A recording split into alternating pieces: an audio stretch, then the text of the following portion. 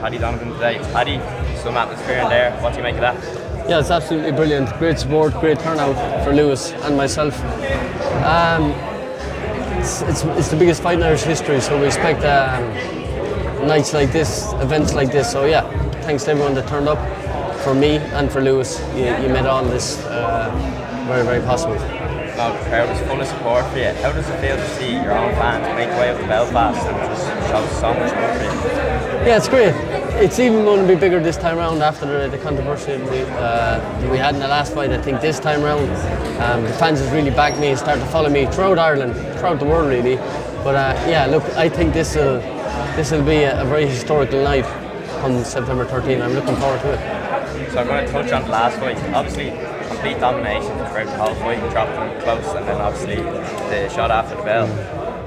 In a sense, how were you able to feel after the fight? Obviously, you knew you dominated the fight, but then obviously not coming away with the win. Performances-wise, I was quite happy. Andy was quite happy. Obviously, the result wasn't the one we wanted. Bad for me, but for Irish boxing, Matchroom the Zone is probably the perfect thing.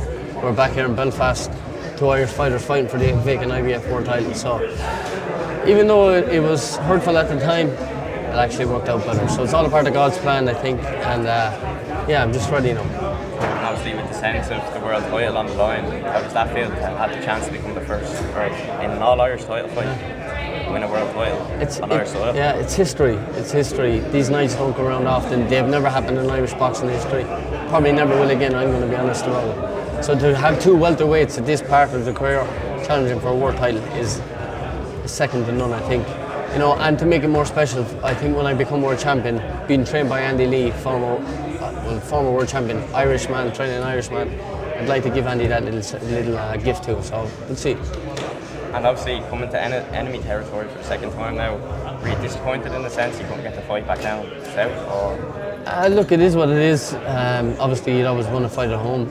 Even though I feel like Belfast is just as good as home, I fought here 6 times. So it is what it is. The crowd is going to be electric for both of us. When we get in the ring, we can't hear nothing. It's just me and Crocker battling out the championship. So yeah, that's the main thing, is the performance I'm worried about, not the crowd. And just obviously we came in, there's a lot of boos ringing out today. Do you prefer going into maybe that Lions Den atmosphere where it's kind of you against the rest almost, listen, even though you had your people us there? Irish is used to getting booed. For a small country, we're known for being big fighters. So to be booed is not a problem for me.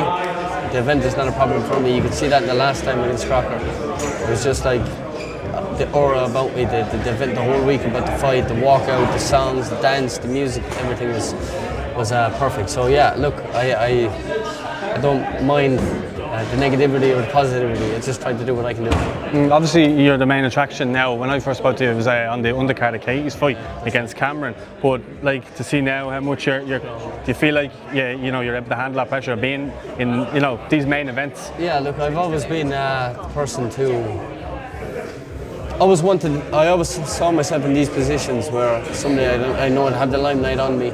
So I built my career. Andy built my career around that too. He's been having me with Tyson Fury, Joseph Parker, some of the best fighters in the world at such a young age in my pro career, traveling the world with him and absorbing all these main events and learning a lot from all these fighters. So he was priming me for the big time myself. So yeah, look, I don't feel out of place now one bit. I know you had a bit of history with Dylan Moore, and how does it feel to have him on the undercard? Because I know you had your history with him. Yeah, look, Dylan is a good fella. I wish him all the best. He's domestic level fighting. It's a great fight with him and Tyrone McKenna, and I'm looking forward to seeing it again. I wish him all the best, really. Yeah. Just more focused on Katie Taylor there. Obviously, she had her big win against Amanda Serrano. How does it feel to see Irish boxing in full force, and especially Katie bringing big nights, possibly back to Ireland now next summer? Yeah, look, Katie, she's the best. Simple as that. And no matter where she goes, she's going to be the main attraction. She's the best. She's the best athlete Ireland has ever had or ever will, I think. I know Katie since I'm a kid. I'm her sparring partner since the age of 11 up along. And she's the most beautiful, down-to-earth girl that you could ever meet in your life. And everything she has got, she deserves. So I hope to see Croke Park giving her dues and let her fight in that stadium. Just for the Irish fans more than herself. Perfect. Thanks very much. Thank you. Thank you. Top man.